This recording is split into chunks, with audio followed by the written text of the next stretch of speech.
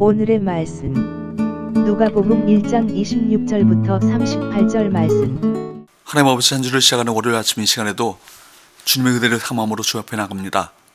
이 시간에도 우리 모두에게 말씀을 통해 하나님의 음성을 들려주옵소서. 예수님 이름으로 기도합나이다. 아멘.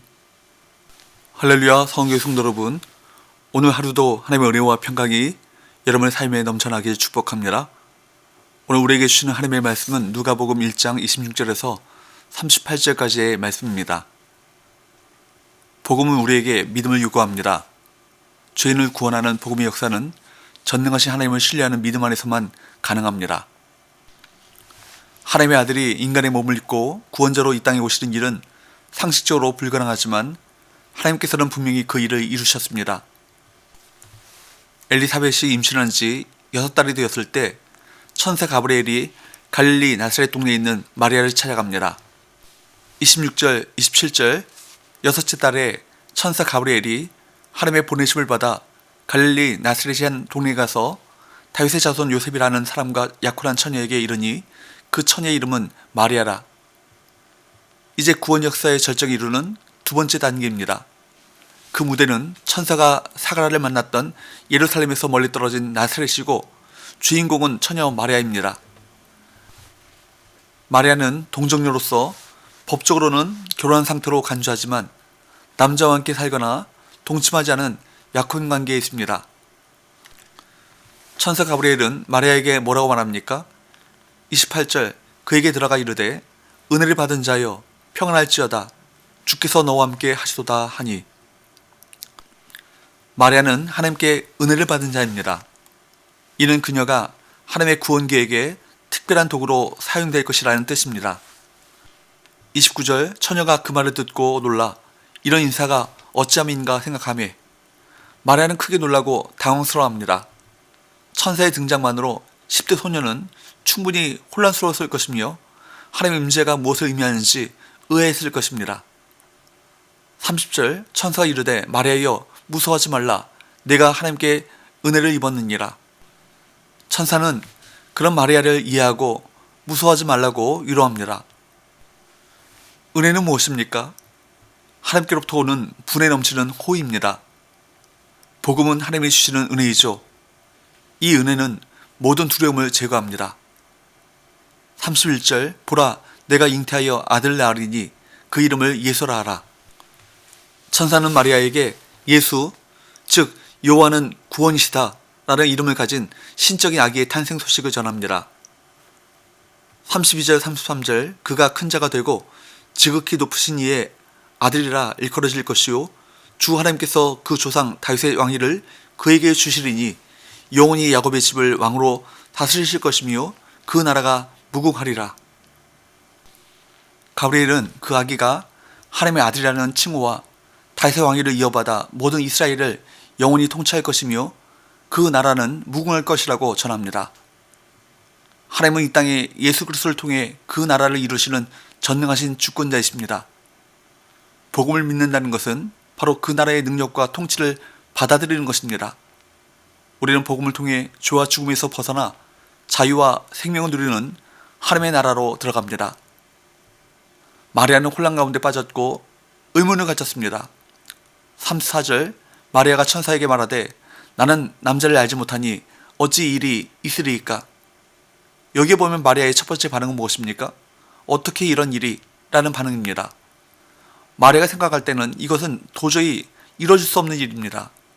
사내를 알지 못하는 내가 잉태한다고? 남자와 동침한 적이 없는 내가 아이를 낳는다고? 이것은 도저히 믿을 수 없는 일입니다. 라는 반응이죠. 여기에 대해 천사는 이렇게 말합니다. 35절, 천사가 대답하여 이르되 성령이 내게 임하시고 지극히 높으신 이의 능력이 너를 덮으시리니 이러므로 나실 바 거룩한 이는 하나님의 아들이라 일컬어지리라. 천사는 마리아에게 불가능이라고 생각하는 일이 어떻게 이루어질지를 자세히 말해 주었습니다. 그래서 지극히 높으신 이의 능력이 너를 덮을 것이다 라고 말합니다. 그런데 여기에 나오는 덮는다 라는 단어가 중요합니다. 이것은 본래 구약의 성막에 사용되던 용어입니다. 성막이 세워진 다음에 그 위에 쉐키나의 영광의 구름이 성막을 덮었는데 바로 그것을 가리키는 단어죠. 그렇기 때문에 마치 하나님의 임재를 상징하는 구름이 성막을 덮듯이 지극히 높으신 이 능력이 마리아를 덮을 것이라는 것입니다. 마리아는 사내를 알지 못하지만 하나님의 능력이 임함으로 아기를 가질 수 있게 될 것이라는 말입니다. 천사 가브리엘은 마리아에게 분명한 믿음을 심어주기 위해 한 예를 들려줍니다. 그것은 바로 마리아의 먼 친척 엘리사벳이 나이 늙어서 아들을 가진 것이었습니다. 36절 보라 내 친족 엘리사벳도 늙어서 아들을 배웠느니라. 본래 임신하지 못한다고 알려진 이가 이미 6달이 되었나니. 원래 엘리사벳은 평생 아기를 갖지 못하던 할머니입니다. 그 할머니가 놀랍게도 하나님의 능력으로 아이를 잉태했습니다. 그리고 얼마 전 6개월 전에 세례 요한을 잉태한 것입니다. 이것은 정말 이해할 수 없는 것이었지만 실제로 일어난 사건입니다. 하나님은 마리아를 위해 믿음의 친구를 붙여주십니다. 엘리사벳의 임신은 하나님이 놀랍고 신비로운 방식으로 역사하고 계심을 입증하는 사건입니다. 그러면서 37절에서는 이렇게 말씀합니다. 37절 대저 하나님의 모든 말씀은 능하지 못하심이 없느니라. 하나님은 그때나 지금이나 불가능한 일을 능히 행하십니다. 하나님은 불가능해 보이는 상황에서 우리에게 당신의 전능하심을 신뢰하라고 요구하십니다.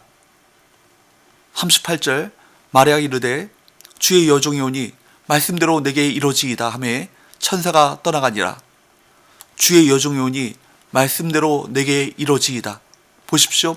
마리아는 하나님의 말씀은 능하지 못하심이 없음을 믿었습니다. 하나님께서 하신다면 하나님께서 약속하신 그 메시아가 자기를 통해 얼마든지 이 땅에 탄생하게 될 것이라는 사실도 믿었다는 말입니다. 특히 마리아가 천사와의 만남 이후에 그가 불렀던 노래 45절 말씀에 보면 이런 말씀이 나오죠. 45절 주께서 하신 말씀이 반드시 이루어지리라고 믿은 그 여자에게 복이 있도다. 주께서 하신 말씀이 반드시 이루어지리라. 주님께서 가브리엘을 통해 하신 말씀, 그 말씀이 반드시 이루어지리라. 이것은 마리아가 믿었단 말입니다.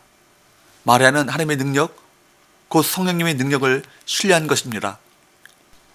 우리가 당시 상황을 이해한다면 이 마리아의 헌신이 얼마나 어려운 일이었는지를 알 수 있습니다. 당시 사회 관습이나 가치관은 지금과는 비교할 수 없을 정도로 엄격하였습니다. 당시의 상황에서 결혼하지 않은 처녀가 아기를 갖는다는 것은 곧 죽음을 의미합니다. 한번 생각해 보십시오.